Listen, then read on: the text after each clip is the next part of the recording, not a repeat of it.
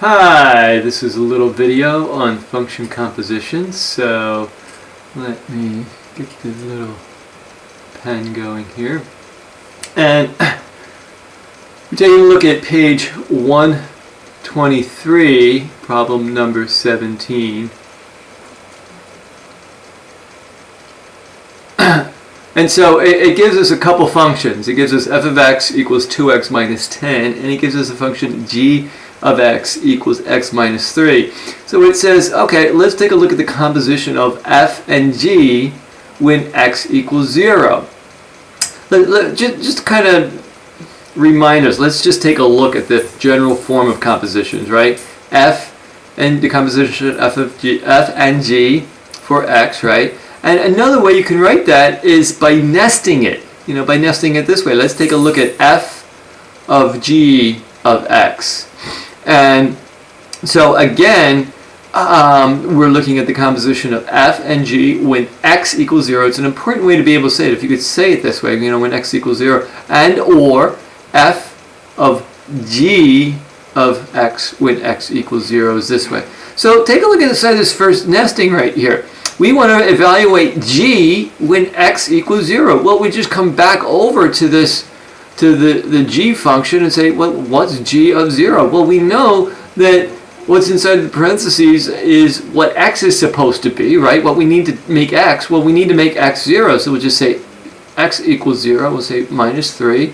Okay, 0 minus 3, well, that's just negative 3, right? I mean, pretty straightforward. So now, so now we know that g of 0 equals negative 3. Well, take a look at this. So now we can say that what we're actually trying to do is evaluate f for when x is equal to negative 3. See?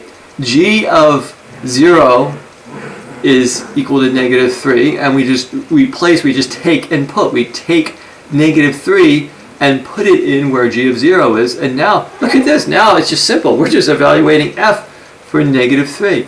So we'll come back over here. We'll say, well, what's f of negative 3?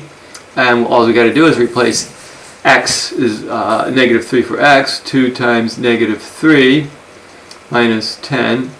So 2 times negative 3 is negative 6 minus 10. And that's just equal to negative 16.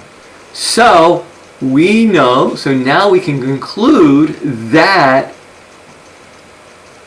the composition of f and g of 0 is equal to negative 16. Let's take a look at part B of this problem.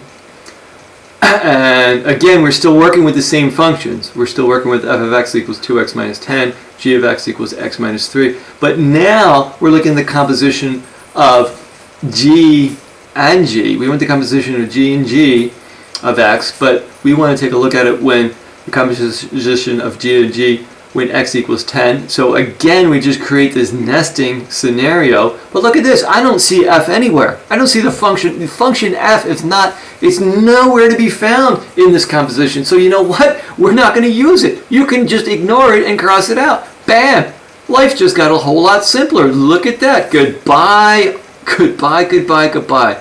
We're done. So we're only dealing with x minus 3. Oh my gosh. How easy does that get? Well, it says in this first nesting right here, we have to evaluate g when x equals 10. So, well, let's do that.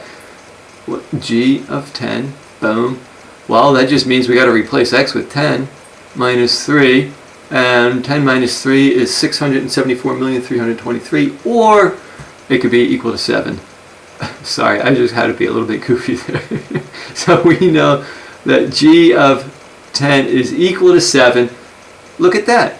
So g of 10 is equal to 7. So now, so we can replace all of this with 7, and now we're just going to evaluate g of 7.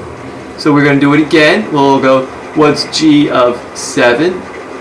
Well, replace 7 for x, and we got 7 minus 3. 7 minus 3 is 4. G of 7 is 4, and voila, we can say the composition of g, or g of g, when x equals 10 is equal to 4. Okay, there you go. I hope you found this helpful.